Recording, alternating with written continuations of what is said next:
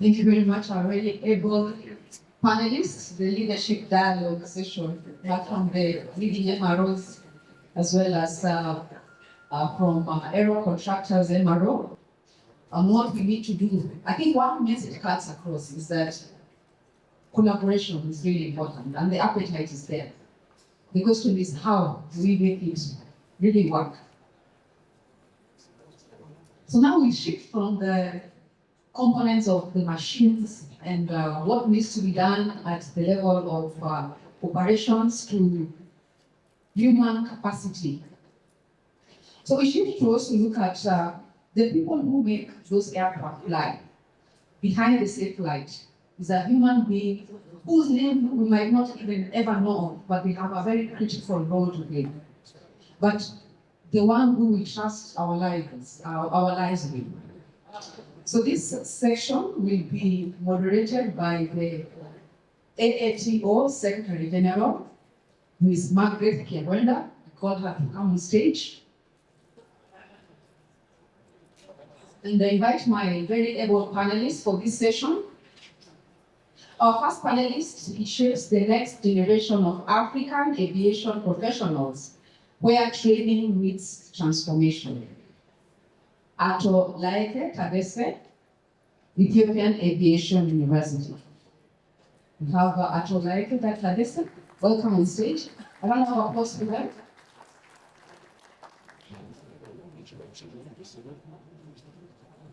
We have another Ethiopian Airlines panelist, and he ensures that human capital is not just managed, but is developed strategically. AATO Bekele Bayi, Group Vice President, Ethiopian Airlines. The high-level panel. Our top panelist from the OEM side, this is the first OEM we're hearing from today. He connects global OEM expertise with Africa's growing technical ambitions. AATO Teferra, Henok, the MD of Boeing Africa. Thank you. Our next panelist. He's focused on operational excellence where skills translate directly into aircraft readiness. Mr. Terrance Naidoo from South African Airways Technical. Join us on stage. Now I hand over the panel moderation to Ms. Margareth. Over to you.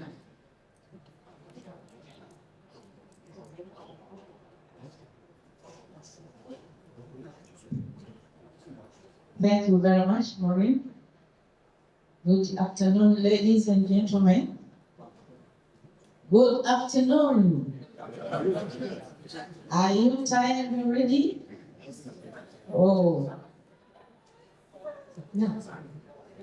Sorry, we have one more panelist. Very important player from Kenya Airways. He bridges the gap between classroom learning and operational readiness. I invite Isaac Kivula. Join us on stage. So as we are being joined by Isaac, panel 3 will be talking about empowering African maintenance and engineering personnel skills, training and retention. So we have heard from the two panels, previous panels, as well as the remarks in the morning about aviation in general, MRO, and the like. So, as we have heard about the aviation market, which continues to expand, the demand for reliable, efficient, and safe maintenance, repair, and overhaul services is growing to an unprecedented pace. However, infrastructure alone cannot sustain this growth. So, to the heart of the MRO capability lies the people. I remember one philosopher who was talking about if you want to succeed you need three things. The first one is people, the second one is people, and the third is people. So people are at the heart of the success stories of everything we do. Skilled engineers, technicians, instructors, managers who ensure aircraft remain safe and airworthy. So recent studies by AATO we established that engineering is one of the high-ranking demand in aviation professionals. So this dictates that this discussion we'll be having is very critical and we need to do it. So, but if you think aloud, you remember that engineering is not about just theories. It's about science, technology, and mathematics. So we need also to look back and see how these two issues are integrated. Where do we get the engineers from? How are they prepared from the grassroots? So this panel will explore how Africa can strengthen its human capital by addressing skills, strategies, enhancing technical education and training systems, and developing effective strategies to attract, develop, and retain maintenance and engineering professionals.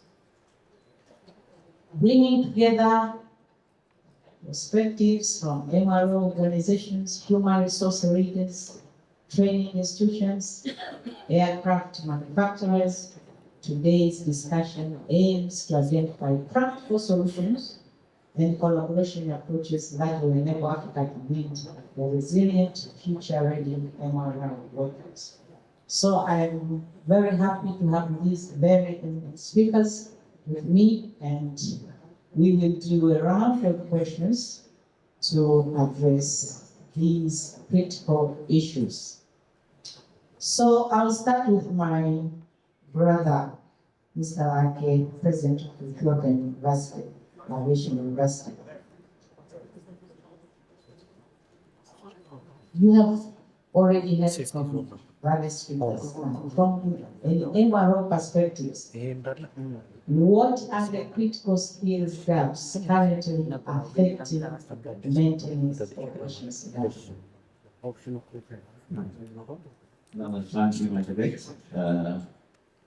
Well, we all have heard the morning sessions that aviation is expected to grow in the coming years, and we need to have qualified technicians and engineers to line. So what we notice as the major skill gap this year is lack of licensed and certified technicians and engineers that match the demand forecast. And also, as the aircrafts are creating more and there is also a skills gap in the existing workforce to make them robust and maintain this new generation aircrafts. So the skill gap can be classified as those that can do the basic task. There is a shortage in terms of number, and also in terms of quality and maintaining specialized systems. There is also a gap which the different aviation training organizations in Africa has to plan and undertake. Thank you. Thank you very much for your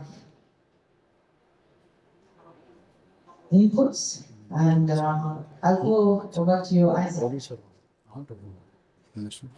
From the Kenya Airways perspective,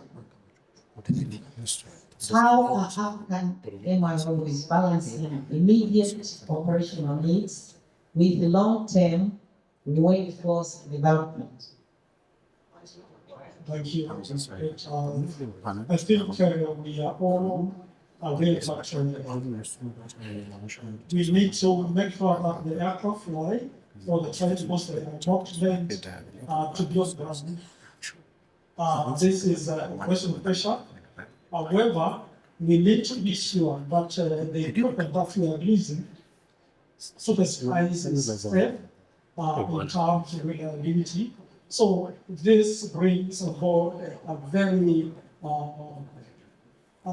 serious balance act in the sense that we need to see that we train as much as we're going to allow the aircraft to fly.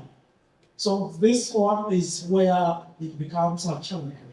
Now, what we do, or the manual we're going to do, is make sure that if there are gaps in terms of money levels on the floor, not to allow training to go on, which is crucial, then they need to bring on board some staff, whether on contract, so that we can take care of the aircraft that is flying. This contract staff will be the maybe skilled manpower who will come in just for a short duration, either during high season or when that training is taking place, to just stand in for the people who are going to get training. So that will build the capability for the future. The other strategy would be maybe subcontract the maintenance as you take your people for training, so that you can build the capabilities of the future. There's also another strategy which is based on making sure that you segregate the tasks. Maybe in this case, I'm looking at those critical tasks can be done by highly skilled staff, and then the less skilled who are just coming in to the industry do the less skilled tasks in the aircraft. This will allow them to get some experience as they wait to go to the next level. How do you make sure that these incoming staff or technicians are also empowered? You bring on board some very short courses, like what we call ramp and transit trainings or modular trainings, which will give these people some element of skill, so that they can work on those small maybe tasks on the aircraft, as the more skilled people get to do the higher tasks. So in this case now, you are planning what you are going to do to empower your people for the future capability. Thank you. Thank you very much, Isaac. Tadesse, are you there? Yes, I'm here. We are. Also, I have heard many times you are being referred to SAE Technical is one of the reputable MRO in Africa. So can you share with us what challenges MROs face in retaining licensed engineers and experienced technicians? And how can these be mitigated? Yes, thank you. I think, the issue of retaining licensed engineers is not a myth. It's not a cliche statement. It's one of the biggest, I think, challenges for MROs. And it's not just about salary. I think salary is important, but it's not just about salary. What we find is that the reality that we work in is that once engineers become licensed and gain experience, and they become more and more globally competitive, we find that they become more and more attractive to airlines all over the world. And the key challenges that we face with is this global pool of our engineers versus our local conditions. And what I mean by that is engineers compare pay, and they compare working environment and conditions. They look at stability of the business and also career growth. And this is key when you look beyond just salaries. Second is the limited career visibility in some of our organizations. We don't clearly define how someone progresses beyond being a certified engineer. Once someone becomes a certified engineer, it's as if their career ends there. The third issue is operational frustration. I like to word it this way. We need to enable our engineers to be successful. What do I mean by this? Some of our organizations, we're struggling with lack of tooling, space shortages, facility issues, and these professionals that we develop over time become frustrated. And once they become frustrated, they start looking for environments where they are more enabled to exercise their certifying privileges in a more responsible way. And the fourth issue is inconsistent development. I think once an engineer is licensed, they begin to feel stagnated. And it's key to start looking at diversifying the training they go through and the certification and the licenses they receive through different aircraft types as an example. Finally, to mitigate this, I think what is key and what we are finding is that we must focus on what I call a full value proposition. And this is having clear career pathways for our people. Strong development programs that diversify their licensing capabilities. Improved work environments, and this is making sure, as tough as it may be, that the technician and the certified engineer has the spare on time, the tool on time, equipment on time, so that they feel enabled to be successful. And of course, creating opportunities beyond just certification. And this is something that we really need to look at. And that is, once someone is certified, the maintenance, repair, and overall industry is not only about what we say sweeping spanners. It's also about continuous airworthiness management, planning, engineering, quality systems, quality assurance, quality control. So there's various other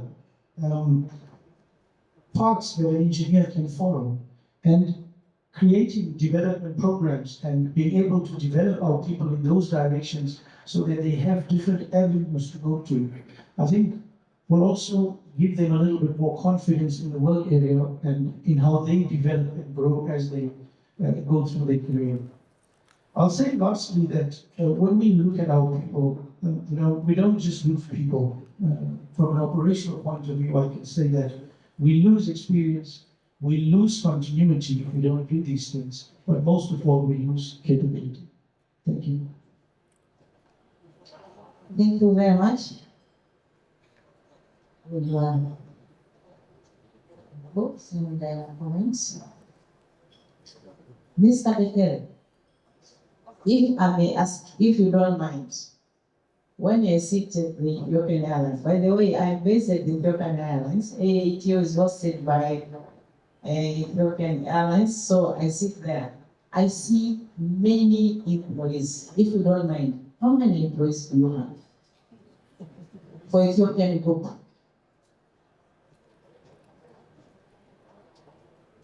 Permanent around 22,000, and contract employees close to 8,000.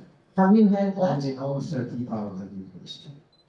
That is what Mr. Bekele is managing as a group HR director. So I started by asking you that question because I'm asking about the HR question. How can HR policies, I know you have restricted some, you cannot really increase this very big group without having them. So HR policies, how they support diversity, succession planning, and knowledge transfer within MRO organizations. Thank you, Margareth. This is my daily routine. Good afternoon, Aviation family. You raised three important points. Number one is diversity. When we say diversity, Ethiopia is a government-owned airline. And we have a clear policy in attracting talents across the country. Not only from Ethiopia, we also have few expatriates from neighboring countries and from across the world. So when we do hiring, we don't do only from the capital. We just travel throughout the region, more than 25 region, where we have a huge potential in those areas. So luckily, we have very young and trainable workforce. Number two is succession planning.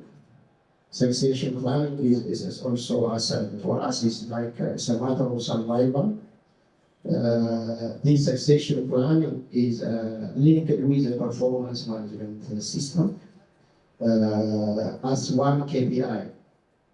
Every key positions must have at least 2 successors.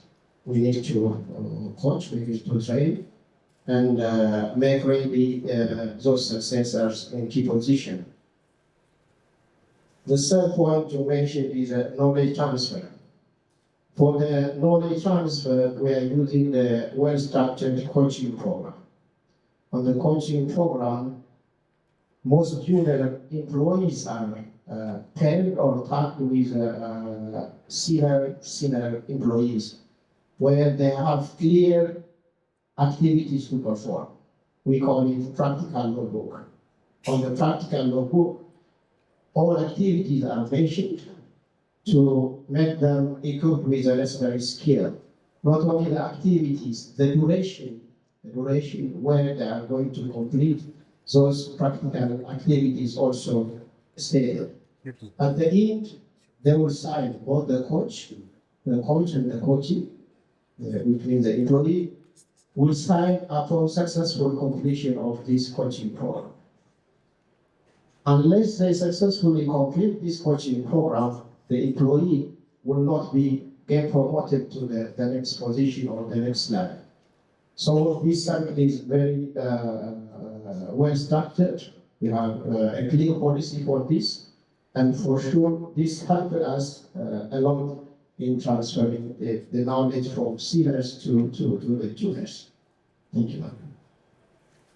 Thank you so much for this information. Henok.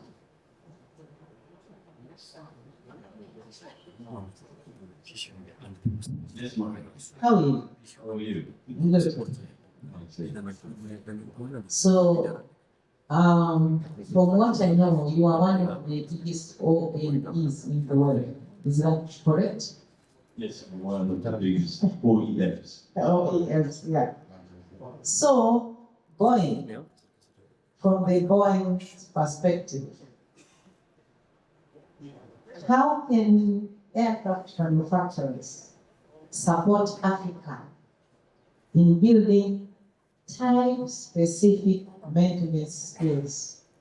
Because you are supplying us with equipment, and for us, we are interested in the skills. How do you do it? Thank you, Margaret. Before I get into that, what we're doing, I want to make a Shawl remarks. I think everything we talk about, whether it's skills development, whether it's investment in infrastructure or construction of hangars or phasing in of aircraft, whatever we do in Africa, we need to do it together. Because none of us, the 54 countries alone, can do it by themselves. Nobody can do it by itself. I don't think Amin is here, but AATO is telling us we are now the fastest growing market in the world. So the question is, do we have the right ecosystem in place to benefit from this market? Today, Afra is telling us that the majority of the market share of African travel is carried by non-African carriers. So really the question is, are we able to work together and benefit from the market, or are we going to continue with a fragmented approach and basically give license to others to benefit from this market? It's as simple as that. Whether it's on the regulatory level, as was mentioned earlier, we have harmonized rules, whether it is in aircraft phasing, whether it's in maintenance, we need stronger partnership because this is an industry that requires a lot of money, capital invested. It requires skills of training, and none of us can do it by his or herself. So really, it's about us wanting to work together at the end of the day. And I think that's a question that is up in the air, as far as I'm concerned, because we talk about opening African sky, we talk about greater collaboration, partnerships, but I don't think it's moving fast enough, at least from an African point of view. Coming back to your question, sorry, Margaret, for that. What are we doing? At operational level, we are deploying embedded technical experts or technicians within airlines. We're doing it here in Ethiopia, we're doing it in Kenya, in South Africa, so we call them field service representatives.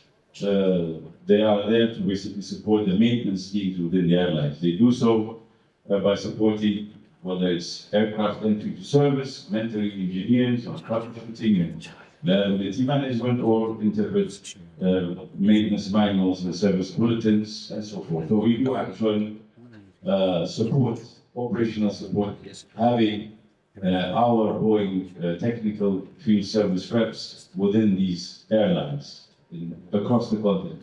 Togo, Ethiopia, Kenya, South Africa, and so forth. Second, we support what I call airline-anchored MRO centers.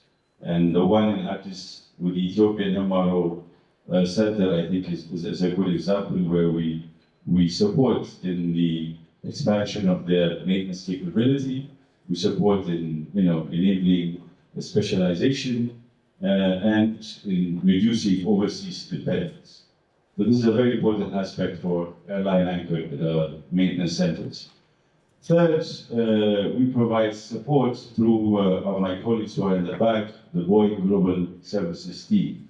We deliver aircraft type maintenance training, we deliver modification support, we deliver parts support programs, predictive maintenance analytics tools, which are very important, which at the end of the day allow better local engineering decision, improved fleet reliability, and faster troubleshooting capabilities. We also support regulatory capability development. We do so across the continent and together with our friends from AFCA, the African Civil Aviation Commission. At country level, so with governments, we have cooperation agreements. We signed one with Nigeria, the Nigerian government, which included maintenance planning workshops, airline technical training, advisory support for airline development, airport engineering collaboration, as well as financing and leasing technical support for aircraft. So we do all those trainings, and on top of these, I would say technical trainings, we also give support at country level to universities where we have collaboration. We have collaboration here with which just started now with Jimma University, but we have collaboration with Cairo University, with the Mohammed VI Polytechnic University in Morocco on aerospace curriculum strengthening, research collaboration, and of course building and supporting their engineering pipeline development. So these are all the area of things we do, and at the end of the day, as I said, to build this ecosystem and to your particular question on skills development, the aircraft are coming to Africa because the market is growing. We project over 1,200 new aircraft that will be needed over the next 20 years. So really, the aircraft, maintenance business, if you will, which is a higher margin business, is going to be the billions of dollars. And so it's up to, I think, the industry to understand and forge greater partnership to tap into this fast-growing market. Thank you. Thank you very much for your insightful answer. So I'll go back to you, Mr. Laeke. I know you are a training organization, a very big one in Africa. So as you plan your training. I want to link this with the way you inspire the young generation and make the engineering career attractive. So, how do you do it to make aviation maintenance careers more attractive and sustainable for young Africans? Thank you, Margaret. Well, we need to start from the basics. As we all know, Africa has a very young population, which is trendable. So we have to start early in their career to inspire them to join the aviation ecosystem, whereby they can be successful aircraft maintenance engineers and technicians. So by collaborating early on with high schools and later on with the universities in ensuring that they are aware such career exists, we ensure that we have a continuous talent pipeline. And once they are inspired, we have to create a mechanism whereby the trainings are sort of affordable for them by way of bringing different mechanisms, sponsorships, scholarships, and so on, and creating opportunities. As you know, MRO needs practical trainings as well. So by embedding them in MRO operations, they will be given an opportunity to skill up, upskill, and make themselves employable. And all this needs to be done in harmonized manner with the operators or the MR operators, identifying their goals, forecasts, and how many skillful employees they need, and tapping into that as early as possible. And of course, on the sustainability, once they have become certified and so on, we need to put in mind that there will definitely be some of them not all will be attracted to move abroad. As we know, aviation is a global industry and skills are globally in demand. So this has to be a continuous process whereby by identifying the attrition rates that we have to put a plan in place to recruit, to enroll enough number of new trainees so that we keep on fulfilling the required manpower in terms of aviation professionals. I think for the sake of time, let me stop here and let Margareth move to the next question. Thank you. I will get back to it, don't worry. So, thank you very much. I really am impressed with the way you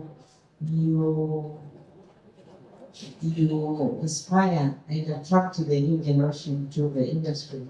You go to the village level and I've noted in this a very successful scheme. That's why I'm aware that Ethiopian Airlines is one of the best employees in Ethiopia. Yes. Every so they become attractive. And when it comes to the day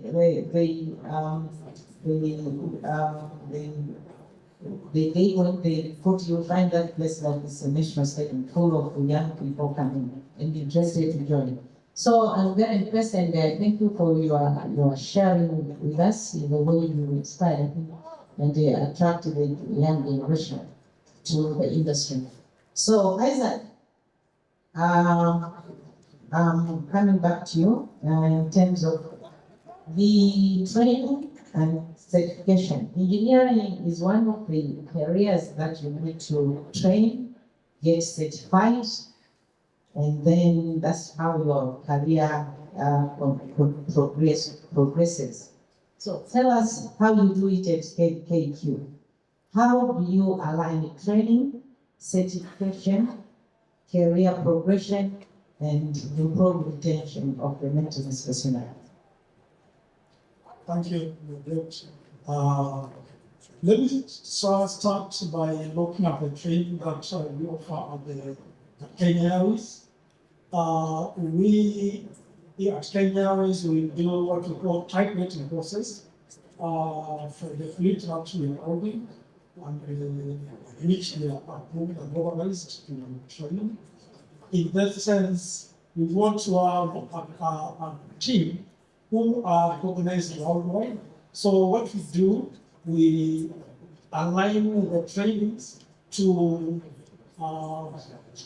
regional and international recognized curriculum, which will make sure that what we have done in empowering the participant can be supported by somebody out there. Maybe, let's say, for example, these barriers, they are very powerful people, based on the fact that we use very good curriculum, which will be accepted by FAA and EASA. So meaning, we align those two to make sure that what we have as a product is what the world wants. So this one thing we do and dedicate to doing at a very high level. Then I also want to look at certification in this case. So if this training is okay and is recognized, then we go ahead and look at the certification and authorization of the engineers so that they are good to go. So we give them some element of on-job training, including very specific tasks that are going to be doing on maybe for those who understand, maybe who are familiar with EASA, we call it SOJT, structured OJT, meaning we have tasks that must be done for that person to be born to be ready for the market in terms of certified that aircraft. So after that, now we check through some assessments, both level 2 and level 3 assessments to make sure that they are what we want them to be. Then we give that organization. Then now comes the career progression.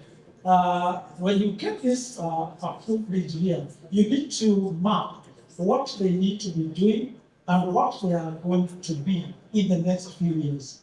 So in this, we map what they are doing under a system of reward, which we will be calling a tier system, where you want to go. When you get that, what is that you are going to enjoy? So we map this to make sure that they are at least they are happy to do what they should be doing after the organization. So they know from a technician are going to be a senior technician after getting some soft skill and other competence skills that you need to be trained on. Then comes the big question, retention. Retention has been one of the pains in the neck for the company that is Kenya Airways. So when you train them this well, then everybody wants to pick these good guys, and I can attest to the fact that majority of maybe the regional and maybe Middle East carriers, they are utilizing very competent engineers who are that much trained. So this becomes an issue. So what we want to do, just recognizing the team, let them understand that we have a level that we're going to go after we've done some courses. So they know the path up to maybe supervision levels, some lead levels, or just to make sure they understand what is it that I'm going to gain by sticking around. So this is what we do. The other bit is just making sure that these trainings, we give them the training, they don't pay, and we sponsor all the courses for them.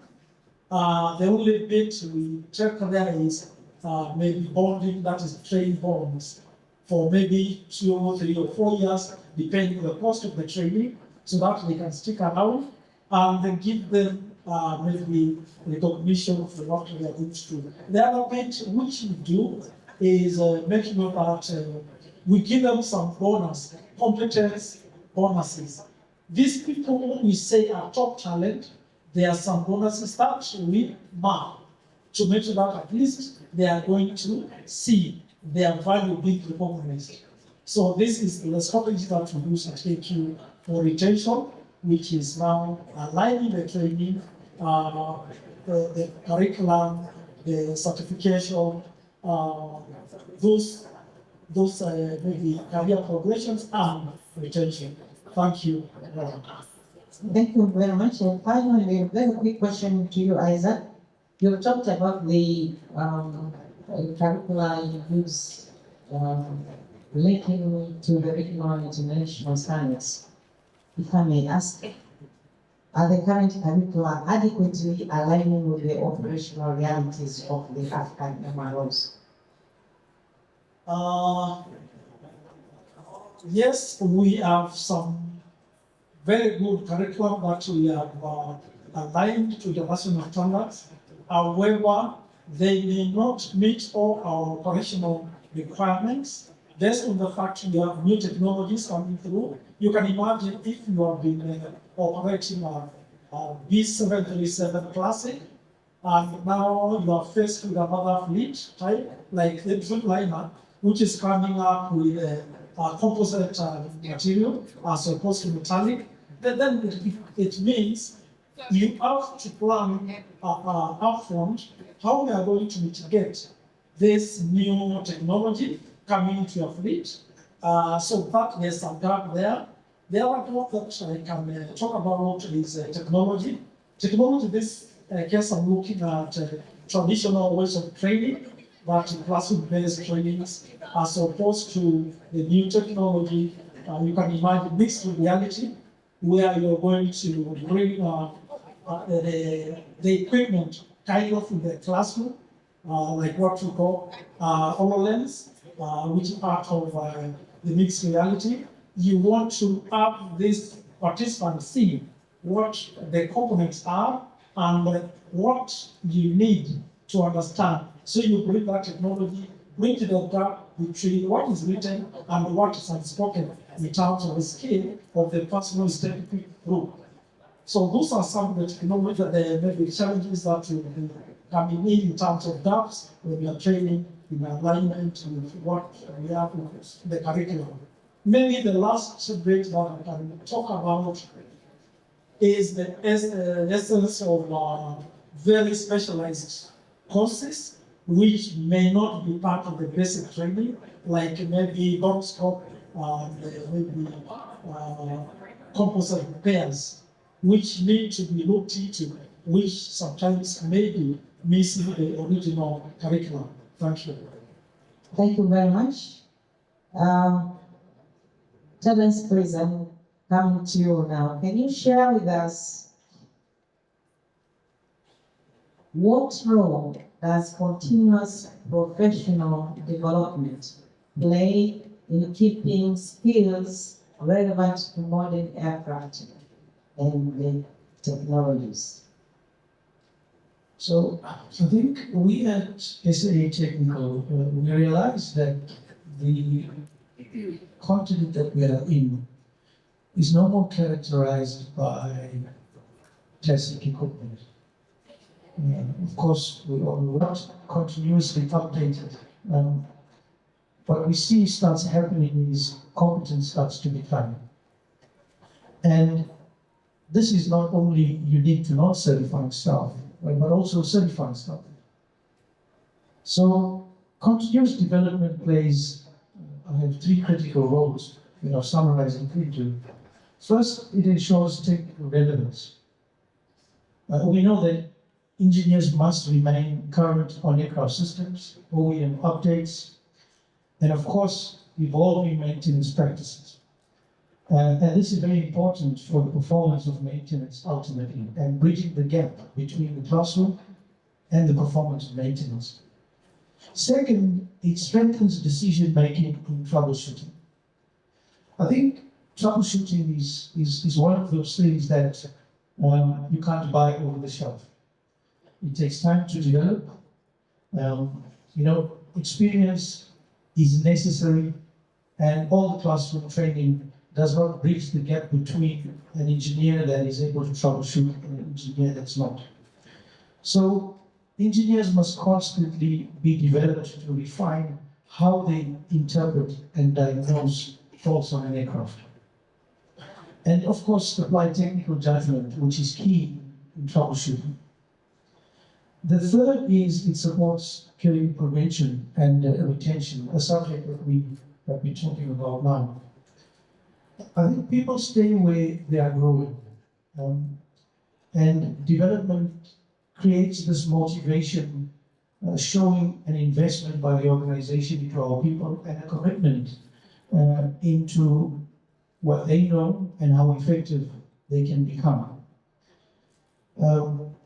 At SAA Technical, we try to focus more and more on just continuous development being structured, because it's just not enough just spoken about in broad boardrooms and written in HR strategies.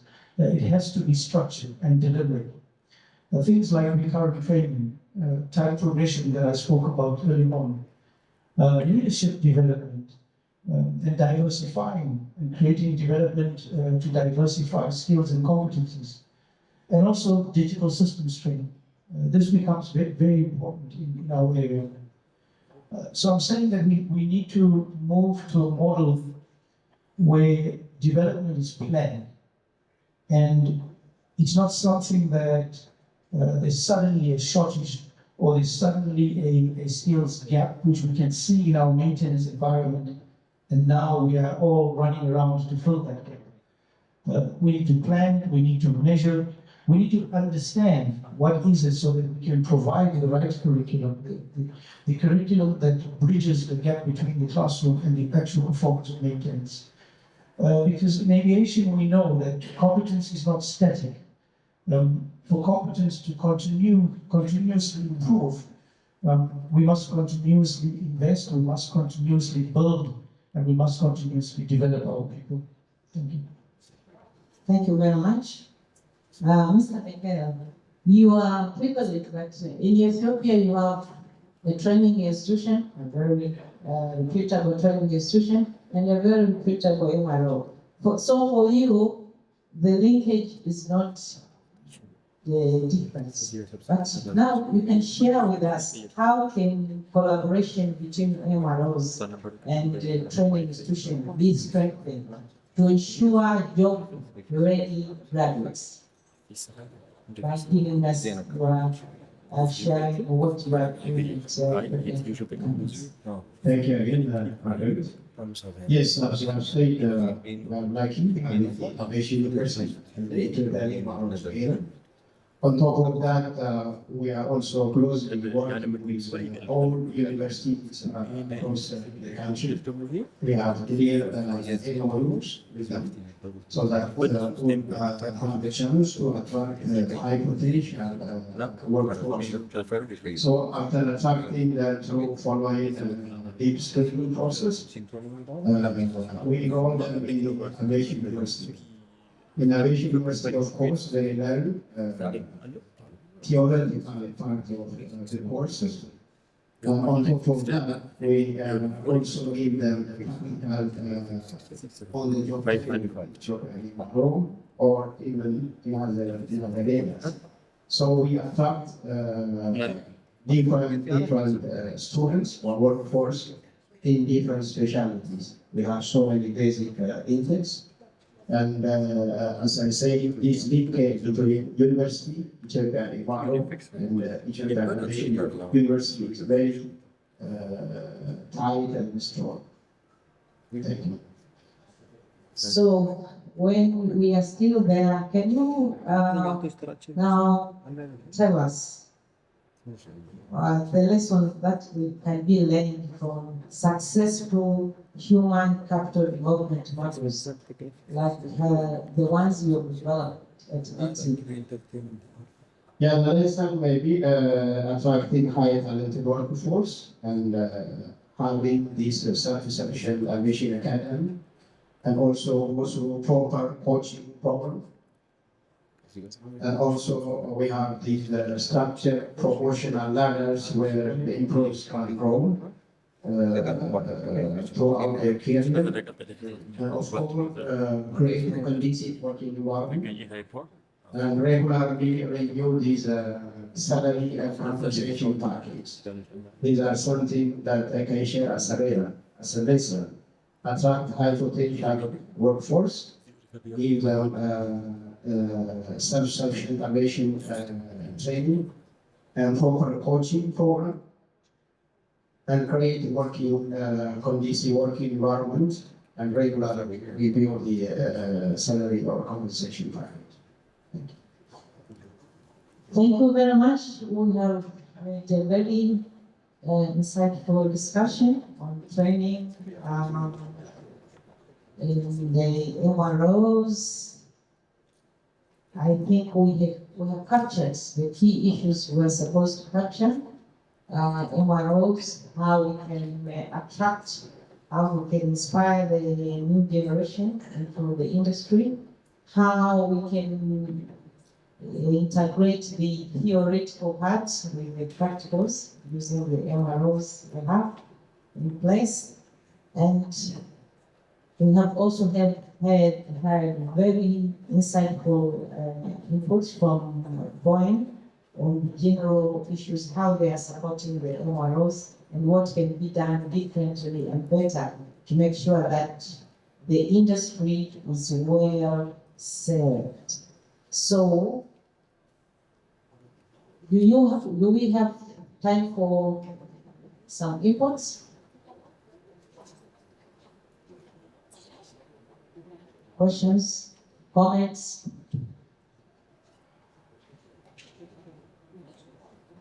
I have another burning question. Thank you to the panel. What are the challenges of many operators in Africa as introducing internet? And what will be happening in the future, because the market will be growing, airline will be expanding their fleet. So my question is, what OEMs are doing to assist airlines to introduce new data? Second, what MNOs share are doing to support if they have that capability on this type of aircraft in terms of logistics, talking about this. So it can concern pilots, engineers, and instruction. So we need, because we are talking here in this conference about cooperation. What can we do to cooperate and facilitate for airlines to introduce some type of Thank you. That is for you. Thank you. It's a very important question, given the growth of the fleet that is projected in Africa. So for us, as a leading OEM on the continent, we view ourselves not just as mere fleet suppliers or aircraft suppliers, but as enablers, as they say, of the ecosystem. So we tend to see it in two ways. The first is the long-term approach. What we need to do to make sure that we have strategic partnerships with airlines and governments also to develop these, training or capabilities for the future coming fleets in these airlines. So we have such agreements in place. For example, if you take, I see Daniel from Ethiopian Airlines, for example, the 777X is coming. It's a brand new aircraft. And we have signed an MOU with Ethiopian Airlines, which includes the entry into service of this airline, of this aircraft, and how we will support it, both in training, capability development, and so forth. We have similar agreements. For example, I see also my brother from Angola sitting next to him. We have signed an agreement with STARC to strengthen maintenance capabilities and drive digital transformation, for example, when they introduce the 787 fleet, which is new into their fleet. I can cite many such agreements. So that's, I would say, the the short term or the phase-in support, but more broader, we believe that we need to have a long-term sustainable infrastructure across the continent, which does not yet exist to the extent that is required, and therefore we support the establishment of such technical centers for the incoming aircraft, at least for our aircraft. So right now, we are, I cannot mention, but we are supporting 2 airlines in Africa coming together, forming a JV to establish a maintenance center in Africa. So we're supporting them with the feasibility study, we supported them with the technically, and we're supporting them with tooling resources and as well as the certification process. So these are the 2 approaches that we follow, both in terms of the phasing of the aircraft immediate, and then the long-term building of a sustainable infrastructure that is able to support the maintenance needs of the continent. Thank you. There's one more question, just of as you said. Currently in Africa, we're looking at 2044, 74,000 professionals required. We see a lot of our talent and experience are moving into other airlines for other continents, feeding into all those continents. And I'm not specifying whether if you go to the Gulf, or because it's not only the Gulf, it's also if you go to the So what do we do? Not to stop, but to generate faster. Today, to get one technician or engineer to get his license fully and start his experience, he needs to be 6 to 8 years after high school. What are we able to do with the OEMs, with the regulators, to reduce such a time and generate more in such a short period to support that? And I think from Ethiopian Airlines, they are facing the same one I'm facing Kenya Airways. I'm speaking on the capacity of Kenya Airways. What can we do? Is there a solution from your end to help fast track new generation? Immediate, that's now. Mid and long term, we have a solution together in the long term. But what do we do now? A very good question for this forum. One of the things that I just want to first to chip in or to share, we should now look at the talent we are talking about as an intellectual capital. So we are generating an intellectual capital which is marketable worldwide.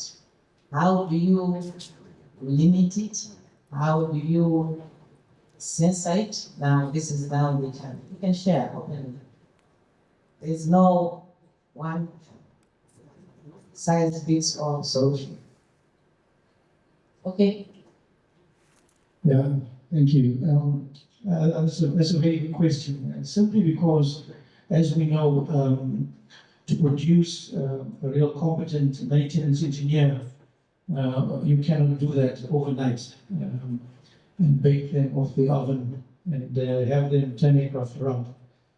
But to your question, I think one of the things that we are working with is really looking at integrating blended learning and digital systems to scale the volume of training that we can do.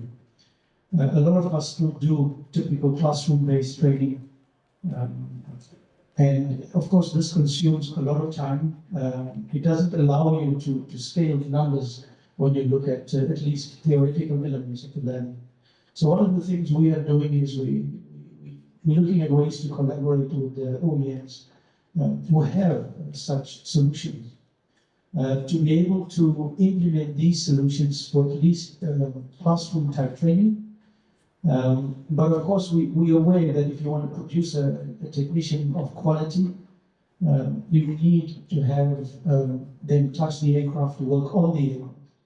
So the time that you save through scaling numbers and volumes, because it's also instructor availability is not the greatest. But if you go to digital e-learning solutions, one is able to deal with bulk of the learning time through that, do larger volumes, but also spend quality time and use your instructor capability on the aircraft for actually hands-on. And I think this is one of the ways that we can start to scale the numbers. But that being said, we must be very cautious because you want to produce competent learners despite the challenges we have.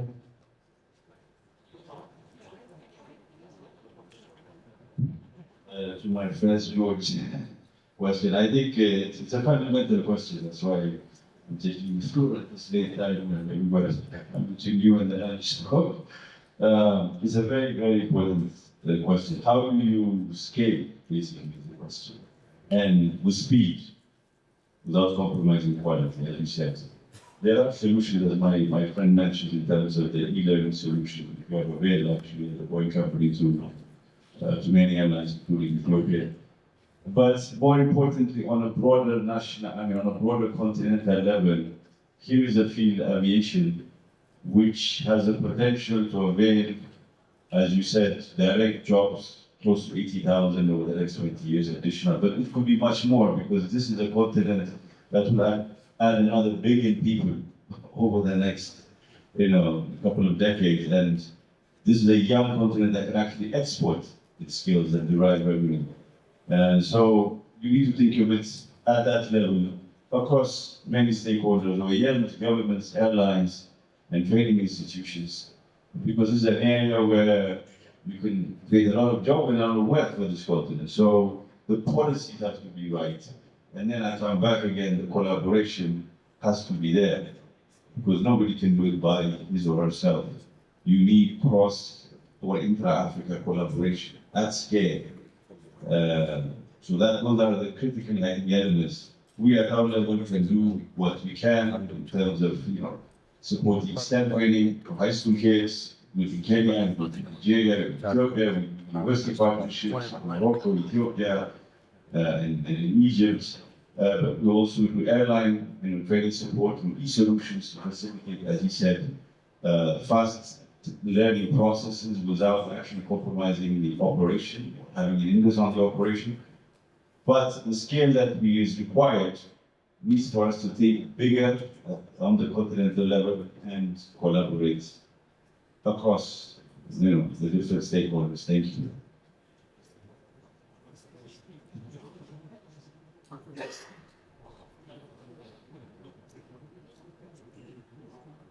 I think we have reached the end of our panel discussion. I wish to thank all the panelists for bearing with me with the very long questions, but this is what the audience wanted to hear from us. So thank you very much, Afra, for choosing this panel and giving me the opportunity to moderate it. Thank you very much.